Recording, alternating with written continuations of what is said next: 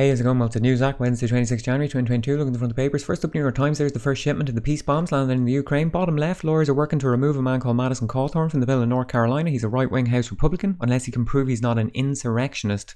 So pretty interesting. If he is proven to be an insurrectionist, he can't hold office as per the Constitution. That's probably going to go to court over the definition of the word, and it clearly has a lot of implications for a lot of people. So let's see. Wall Street Journal. Tragedy. Boat full of refugees capsized off the coast of Florida. 39 people dead. RIP. Markets up, markets down. Putin, Ukraine. USA Today. Putin, Ukraine. USA Today International Edition. Critical race theory.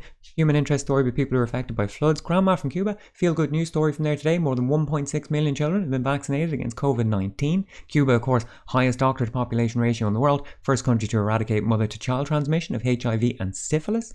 One of the interesting things they said here was that if an adult is unvaccinated, they're twice as likely to have an asymptomatic case as a vaccinated adult. But in children, they're 18 times more likely. So children were one of the big drivers of corona infections all around the world when schools were open, etc., etc. And in Cuba, they not only vaccinated basically every child, they also had the political will to not start the school year until they'd all had the vax. So amazing what you can do without market pressures, huh? Down the bottom quote from Fidel, that is what we must think about. The children of today, who are the people of tomorrow. Yes, straightforward, simple. Thank you, Fidel. South Africa, corruption, true crime. There's the cops out enforcing the law. Seems to be a regular feature there now. Daily Sabbath from Turkey. Big snow and ice has basically paralysed half the country, particularly in and around Istanbul. People stuck in their cars for between 12 and 18 hours. No food or water. People not happy. I guess they're not used to it. Jerusalem Post, snow on the way to Jerusalem. Good to see it's getting around. There's the peace bombs being delivered. COVID. Tehran Times, Iran nuclear talks on the left. Brave uprising in Sudan. First I've heard about this. Been going on for a week. People are protesting against military rule. 76 protesters killed already and more than 2,000 others injured. So after Omar al-Bashir was displaced in 2019, the military took over. That's what they're protesting against. I guess we'll be hearing more of this, especially if it goes on the next while. Over on the right, Latin America emerging from years of US-backed dictatorships. Good, nice to hear that. Hopefully it still keeps going that way. Hindu, COVID, Australian, COVID, inflation, human interest, Global Times from China. There's Papa Z and the boys, all his stands. Kazakhstan, Tajikistan, Kyrgyzstan, Uzbekistan, Turkmenistan. Talking about Belt and Road initiatives, trade, that type of thing. Irish Examiner, there's Lisa Smith, Irish woman accused of being in ISIS, now up in court. She said she wanted to live under Sharia law and was prepared to die a martyr. Huh? Good to have convictions in life. She's probably getting a criminal conviction soon, so best of luck. Over on the left, trawl of flotilla to defy Russian warships. Okay, this is in the news this week. Apparently Russia want to test guns off the Irish coast, 240 kilometres out, inside Ireland's economic area or whatever. And now the fishermen have been radicalised and said, no, we're going out there to protest. This is not happening. It's not okay for Russia out to be there shooting guns, you know. Now, what is going on here? I would love to know.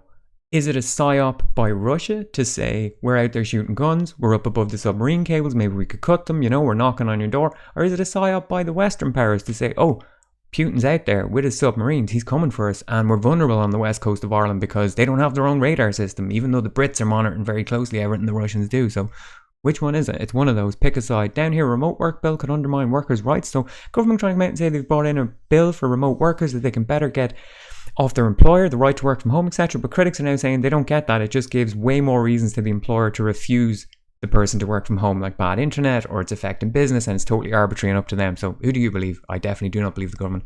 Irish Times, there's a lad catching a barrel wave in Mullaghmore. I guess a not too subtle ad to come to Ireland with your surfboard, spend all your lovely money. On the left, jobs being created in the economy. Okay, remote worker thing, Ukraine gas, Irish Daily Mail, lifestyle, housing, little teaser of the war porn that would be getting played now if we were already at war, but we're not. Fishermen, we will not be cowed by Russia. Yes, we salute our brave fishermen on the front lines of the war. Irish Sun, there's Lisa Smith, ISIS, true crime, the Herald, more true crime, who's to blame? That was the Glasgow Art School that went on fire a couple of years ago for the second time.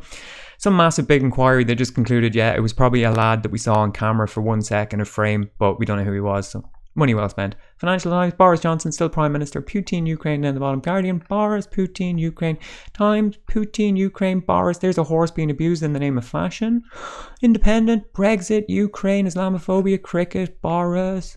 Daily Torygraph, the return of the power dress. Oh my god, girl boss alert. Liz Truss and Nadine Dorris, everyone's favourite Tories out and about, good stuff. There's another girl boss, Dame Cressida Dick, head of the Metropolitan Police, off to investigate Boris. Let's go. Boris, of course, there. Eastern Europe, Putin, Russia, the Mirror, TV, Boris. Daily Express, little teaser of the war porn, some lifestyle crap. Boris, celebs, Daily Mail, little teaser of the war porn, a nation that's lost all sense of proportion. So Daily Mail saying, you know, Vlad's out there with his RPGs and his anti-javelin missiles, whatever else he has, and people are trying to displace our favourite Prime Minister Boris, who wants to fight the Russians. Come on. iNewspaper, Russia, Boris, Metro, some kind of inflated celebrity nonsense story about these two to increase their profiles. I don't really know what's going on there. Now here's the bill, Dame Cressida Dick, Boris. Well. Boris is still the Prime Minister. I was just flicking around the TV channels and it's come out now that he apparently gave clearance for a man and his dogs to be evacuated from Afghanistan. A guy who ran a dog charity and had like a couple of hundred dogs or something, but not a big deal in itself. People, I guess, don't really care that the dogs were evacuated, but he completely denied having any involvement with it. And now someone from the Home Office or the Foreign Office has leaked these emails. So drip of leaks, no change there. He's still the Prime Minister of the UK.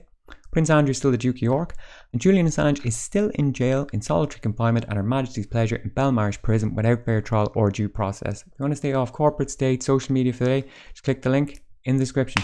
Alright, thanks, good luck.